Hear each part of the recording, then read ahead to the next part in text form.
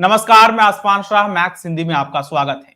इन दिनों पूरे देश भर में लोकसभा के चुनाव हो रहे हैं और उसी चुनाव के दरमियान ध्रुव राठे यूट्यूबर जो चर्चा का विषय बने हुए हैं। दरअसल उन्होंने कुछ ऐसे वीडियोस बनाए, कुछ ऐसे वीडियोस यूट्यूब पर उन्होंने अपलोड किए जिन वीडियो की वजह से एक प्रकार से कह सकते हैं कि सरकार के चूल्हे हिल गए थे। सरकार एक प्रकार से बैकफुट पर आ गई थी और उसका नतीजा ये हुआ कि जो भाजपा की जो आईटी सेल है, जो ट्रोल आर्मी है, वो लगातार ध्रुव राठे को ट्रोल कर रही है। और आज भी देखा जाए तो अगर ध्रुव राठे 30 सेकंड का वीडियो भी अपलोड कर देते हैं तो पूरी की पूरी आईटी सेल उन पर आक्रमण कर देती है। और ध्रुव राठे की वीडियोस को लाखों करोड़ों लोग देखते हैं और शेयर भी करते हैं। उन्हीं में से एक शख्स एडवोकेट आदेश बंसोड़े जो वसई के रहने वाले हैं, उन्होंने ध्रुव राठे के एक वीडियो को शेयर किया। इस वजह से उनके खिलाफ मामला दर्ज किया गया है। इसी पर चर्चा करने के लिए एडवोकेट आदेश बंसोड़े जी हमारे साथ चर्चा में मौजूद हैं। सर, हमारे चैनल पर आपका स्वागत है। बहुत बहुत धन्यवाद अशफान जी। आदेश जी, सर आपसे पहले मैं पूछना चाहूंगा कि ये पूरा मामला क्या है, कैसे क्या शुरू हुआ था सर?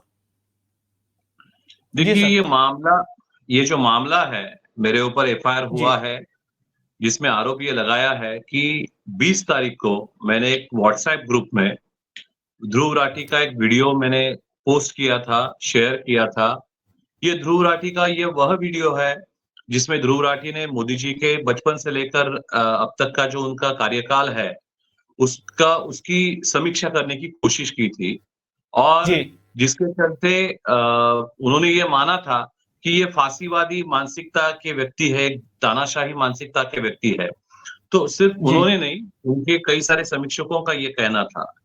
तो हालांकि चुनाव हो रहे थे, 19 तारीख की देर रात ये वीडियो बनाकर यूट्यूब पे अपलोड किया गया और इस वीडियो को जब मैंने पोस्ट किया तब लगभग 50 लाख से ज्यादा लोगों ने इसको देखा था। 15 लाख से ज्यादा लोगों ने इसको लाइक और शेयर किया था अलग-अलग सोशल मीडिया प्लेटफॉर्म के ऊपर। और मैंने ये जो वीडियो पोस्ट के नीचे मैंने एक लाइन लिखी कि मतदान करने से पहले, वोटिंग करने से पहले इस वीडियो को जरूर देखिएगा।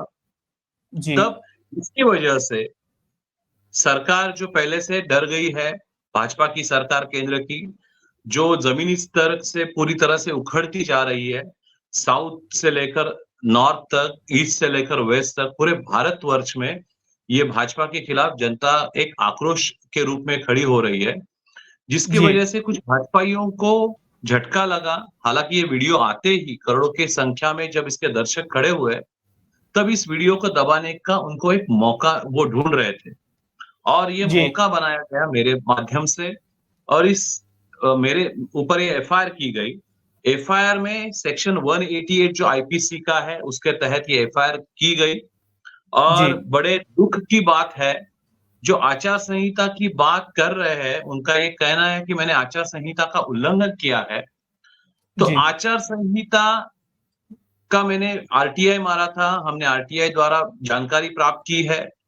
तो सूचना ये मिली है कि बल्क मैसेजेस अगर आप किसी को भेजते हैं, किसी उम्मीदवार के प्रचार के लिए अगर आप बल्क मैसेजेस भेजते हैं, तो वह आचार संहिता का उल्लंघन होता है। अभी इस मामले की तहकीकात शुरू है। मेरा जो मोबाइल फोन है, मैं पुलिस को देने वाला हूं, केमिकल एनालिसिस के लिए फोरेंसिक भेजने वाले हैं। आप देख सकते हैं मैंने उसका कोई भी डेटा और कोई भी मैसेज डिलीट नहीं किया है। मैंने सिर्फ और सिर्फ एक ही बार वह मैसेज जो था, वो जो वीडियो था, एक व्हाट्सएप ग्रुप पे पोस्ट किया है। आप भी जानते होंगे कि व्हाट्सएप ने एक रिस्ट्रिक्शन लगा रखा है, 5 से ज्यादा लोगों को आप एक समय पे मैसेजेस नहीं भेज सकते हैं। तो इसका मतलब है व्हाट्सएप के नजरिए से अगर देखते हैं तो बल्क मैसेज का मतलब होता है 5 या 5 से कम में संख्या में अगर आप मैसेजेस भेजते हैं तो वो बल्क मैसेज है। एक ही व्यक्ति को मैंने मैसेज भेजा है और वो आचार संहिता का उल्लंघन नहीं है, ऐसा जिस पुलिस ने मेरे ऊपर एफआईआर किया है, उस पुलिस ने निकाला हुआ एक सर्कुलर बता रहा है। जी सर। ये सर ये आप जी सर बोलिए। बताइए। नहीं, ये अपने सर आप में एक कानून से खिलवाड़ है। उनको जी इस प्रकार के एफआईआर लेने का कोई हक नहीं है। उनका एफआईआर पूरी तरह से इल्लीगल है। वो भाजपा के नौकर के रूप में जनता की जो आवाज उठ रही है, लोकतंत्र में विपक्ष के रूप में जनता की जो आवाज उठ रही है, उसको दबाने की कोशिश कर रहे हैं, लाखों करोड़ों लोगों को भयभीत करने की कोशिश कर रहे हैं और मुझे माध्यम बनाया जा रहा है। सर, आपने जिस वीडियो को शेयर किया है, ध्रुव राठी के वीडियो को, उस वीडियो में ऐसा क्या कुछ था कि जिससे भाजपा के लोगों को बुरा लगा और केवल आपके शेयर करने की वजह से भाजपा के लोगों ने आपके खिलाफ मामला दर्ज कराया? देखिए, जैसे जी मैंने सर। पहले कहा कि ध्रुव राठी ने आशीष नंदी जो मोदी जी के बहुत ही शुरुआती दौर में जब वो संघ के प्रचारक थे, जी उस वक़्त की उनकी जो मानसिकता थी, उसको समझने की कोशिश की है और तभी उन्होंने आशीष नंदी जब वीडियो जैसे ही शुरू होता है, आशीष नंदी के स्टेटमेंट से ही शुरू होता है कि मोदी जी अपने यानी शुरुआती दौर में भी फासीवादी तानाशाही मानसिकता के कैसे थे, इसके ऊपर वो प्रकाश डालता है। तो हम ये देख सकते हैं कि पूरी की पूरी मोदी जी की एक इमेज को लेकर भाजपा फिर एक बार मोदी सरकार आज इस बार 400 पार का नारा दे रही है। वो पूरी की पूरी जो इमेज है, वो तहस-नहस और ध्वस्त करने की कोशिश ध्रुव राठी की सच्चाई जो उसने बयान की है अपने वीडियो द्वारा, उसकी वजह से हो रहा है। अभी ये एक रिसर्च द्वारा किया गया जी हुआ वीडियो है। इसका जवाब जी आपको दूसरे वीडियो से देना चाहिए, न कि उसको दबाने के लिए व्यक्ति के ऊपर एफआईआर करिएगा और उस वीडियो को बैन करिएगा। तो जी हमें चाहिए कि ये जो भी वीडियो है या तो उसका स्वीकार करिएगा या तो उसका खंडन करिएगा। खंडन करना है तो आपको उसके जवाब में दूसरा वीडियो बनाना चाहिए मोदी जी, न कि इसके खिलाफ एफआईआर करना चाहिए। जी। सर, हर कोई सोशल मीडिया का इस्तेमाल करता है और ये दौर सोशल मीडिया का दौर है।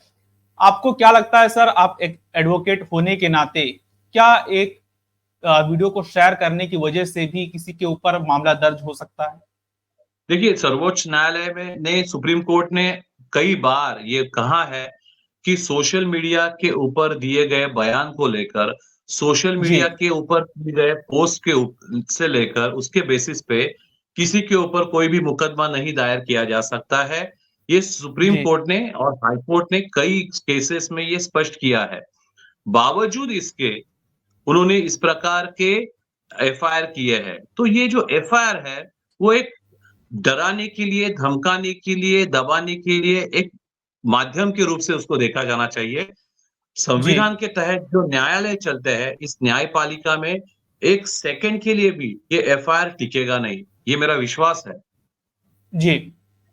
सर, देखा गया है कि सोशल मीडिया पर कई सारे, देखा जाए तो आज के समय में सोशल मीडिया पर हेट स्पीचेस, हेट्रेट फैलाने के काम, जो समाज के भीतर एक प्रकार से कह सकते हैं कि जो द्वेष फैलाने का उनका मकसद रहता है। सरकार उनके खिलाफ कार्रवाई ना करके आप जब एक केवल एक बार वीडियो शेयर करते हैं तो आपके खिलाफ कार्रवाई करती है। आपको नहीं लगता कि कहीं ना कहीं सरकार पार्शियलिटी कर रही है? देखिए, केंद्रीय गृह मंत्री अमित शाह ने इससे पहले जी भी इलेक्शन में ये साफ किया है कि उनकी 40 लाख लोगों की एक आईटी सेल उन्होंने बनाई है और जी जिस आईटी सेल द्वारा ऐसे कई सारे झूठे वीडियो बनाकर वो लगातार करोड़ों की संख्या में व्हाट्सएप और सोशल मीडिया में उन्होंने उसको लॉन्च किया है और ये झूठे वीडियो सरकार द्वारा सरकारी जनता के पैसे द्वारा बनाए जा रहे हैं, जनता के बीच में फैलाए जा रहे हैं।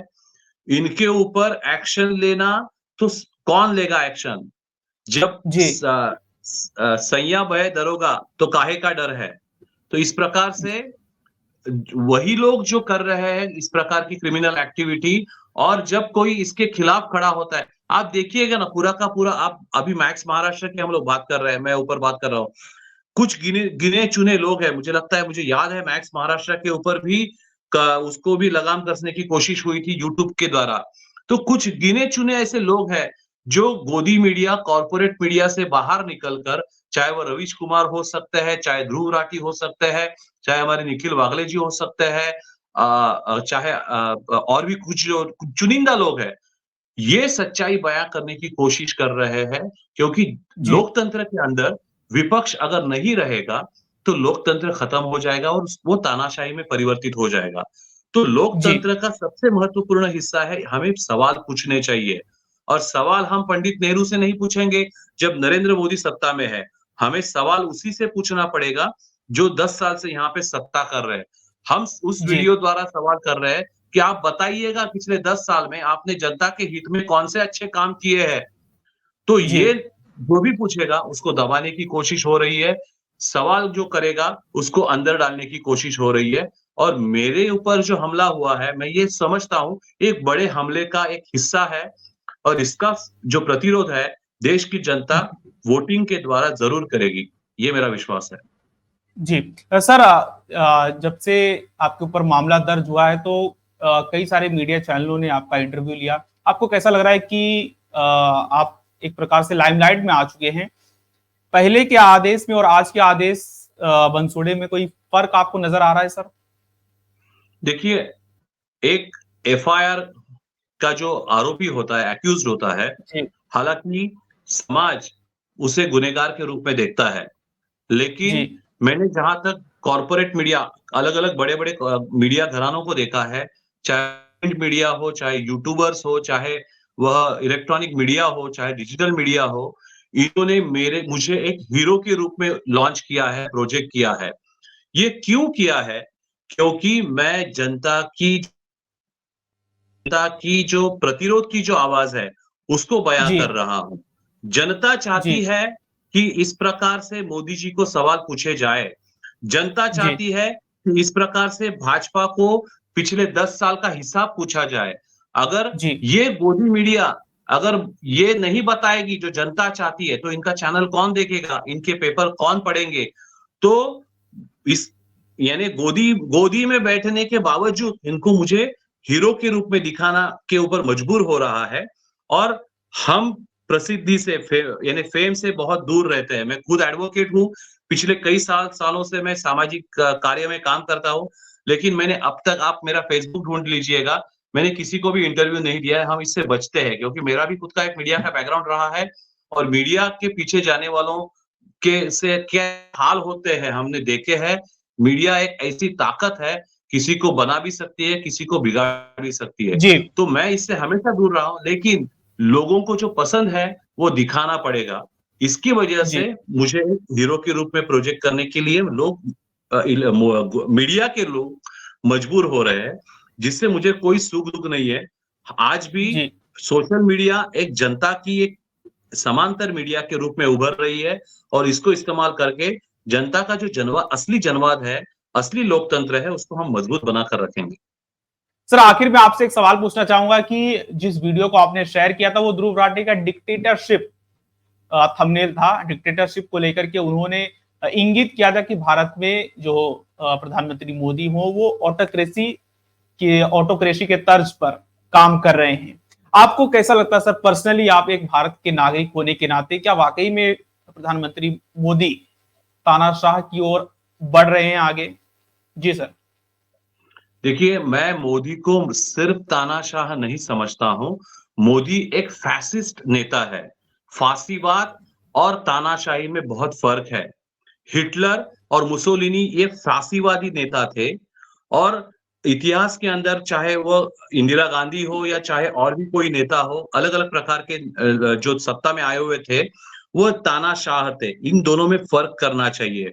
हम याद कर सकते हैं कि करोड़ों लाखों लोगों को जिनमें कल पैदा हुए हुए बच्चे भी थे, जिनके नसों में ज़हरीला दवाई देकर वहाँ के जो फासिस्ट नेता थे, उन्होंने किस प्रकार से रौंद दिया, उनको गैस चेंबर में डाल के खात्मा किया है। तो फासीवाद और तानाशाह में फ़र्क होता है। तो भारत जो है, वो फासीवाद की तरफ बढ़ रहा है और जिस प्रकार से फासीवादी हिटलर हम हमेशा ये नारा देते हैं कि जो हिटलर की चाल चलेगा, वो हिटलर की मौत भी मरेगा। तो जब तक जर्मनी को लेकर डूबा नहीं था, हिटलर के खिलाफ जर्मनी की जनता खड़ी नहीं हुई थी। जब तक मुसोलिनी इटली को लेकर डूबा नहीं था, तब तक मुस्लिम की जनता उसके प्रतिरोध में खड़ा नहीं हुई थी। तब तक इटली और जर्मनी के लोग उसके पीछे दीवाने बन के घूम रहे थे। लेकिन आज हिटलर और मुसोलिनी की वजह से भारत की जनता बहुत ही होशियार हो चुकी है। इतिहास दोहराया नहीं जा सकता। इतिहास से सबक लेकर मोदी जी फासीवाद की तरफ इस देश को लेकर जाने से पहले ही देश की जनवादी जनता इसको रोकेगी, ये मेरा विश्वास है। इतना हमारा संविधान मजबूत है। ओके सर, धन्यवाद सर हमें हमारे चैनल को समय देने के लिए। तो ये थे एडवोकेट आदेश बंसोड़े धन्यवाद। जी, जो हमें विस्तार से जानकारी दे रहे थे कि उनके ऊपर 20 तारीख को एक मामला दर्ज होता है और मामला का बस एक वजह रहती है कि ध्रुव राठे के वीडियो को शेयर कर देते हैं, इस वजह से उनके खिलाफ मामला दर्ज हो जाता है, जिसके बाद उन्हें कानूनी प्रक्रियाओं से अब गुजरना पड़ेगा। ऐसे ही मैक्स महाराष्ट्र हिंदी को आप देखते रहे, चैनल को सब्सक्राइब करें और वीडियो को शेयर करें। धन्यवाद।